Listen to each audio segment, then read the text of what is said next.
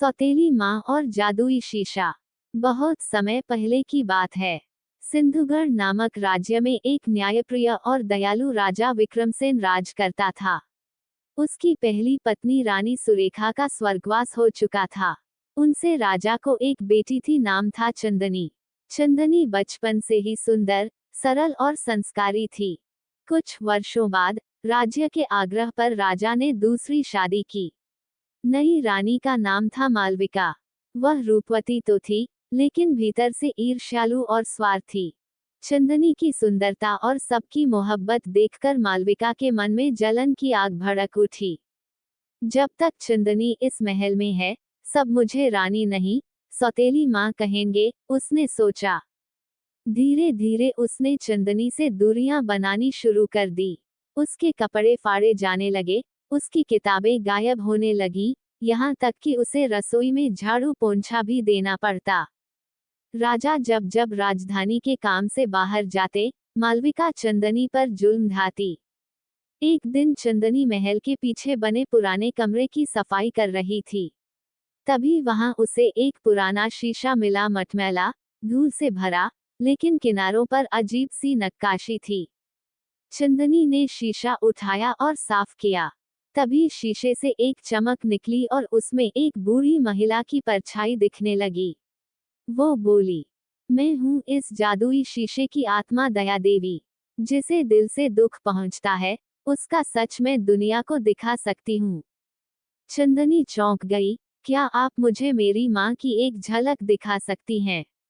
बूढ़ी आत्मा मुस्कुराई और शीशे में रानी सुरेखा की मुस्कुराती तस्वीर उभर आई।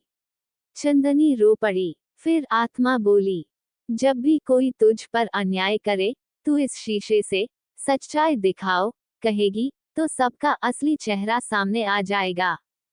अगले दिन मालविका ने फिर चंदनी पर चोरी का झूठा इल्जाम लगाया।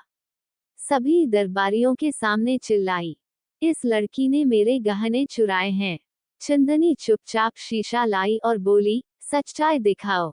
शीशे से रोशनी निकली और सबके सामने वो दृश्य उभर आया। मालविका खुद गहने छिपा रही थी और फिर चंदनी पर आरोप लगा रही थी।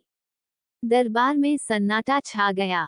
राजा क्रोधित हो उठा, मालविका, ये क्या है? मालविका सकपका गई, पर कोई जवाब नहीं दे सकी। उस रात दया देवी आत्मा फिर शीशे में प्रकट हुई। बेटी, अब तुझे डरने की जरूरत नहीं। सच्चाई हमेशा सामने लाने की हिम्मत रख। लेकिन याद रख, ये शीशा सिर्फ उस दिल की मदद करता है जिसमें बदले की नहीं, प्रेम और सहनशीलता की भावना हो। चंदनी ने शीशे को प्रणाम किया और वादा किया, मैं इसका इस्तेमाल कभी बुरे मकसद से नहीं करूंगी। राजा ने मालविका को सजा देने की बात कही, पर चंदनी ने विनती की, पिताजी, माँ से गलती हुई है। उन्हें एक मौका और दीजिए। मैं उन्हें सच्चा प्रेम देकर बदलने की कोशिश करूंगी। राजा ने आश्चर्य से देखा, इतनी सहनशीलता, इतनी करुणा। मालविका के दिल में कुछ पिघलने लगा। पहली बार उसने चंदनी के लिए आंखों में आंसू लिए और कहा, मैंने तुझे कभी माँ नहीं माना, पर तूने मुझे बेटी जैसा प्यार दे दिया। क्या तू मुझे सच में माँ मानेगी? चंदनी ने हाथ जोड़कर कहा, आप मेरी माँ की जगह नहीं ले सकती, लेकिन मुझे माँ की ममता दीजिए। मैं बेटी बन जाऊंगी। समय बीता। शीशा अब महल के मंदिर में रखा गया, सत्य और प्रेम का प्रतीक बनकर। चंदनी और मालविका की कहानी आज भी सिंधुगढ़ की नन्ही बच्चियों को सुनाई जाती है, ताकि वे जान सकें, सच्चाई की ताकत जादू से भी बड़ी होती है, और प्रेम सबसे बड़ा परिवर्तन ला सकता है। सच्चाई चाहे जितनी भी छुपाई जाए, वह सामने आ ही जाती है।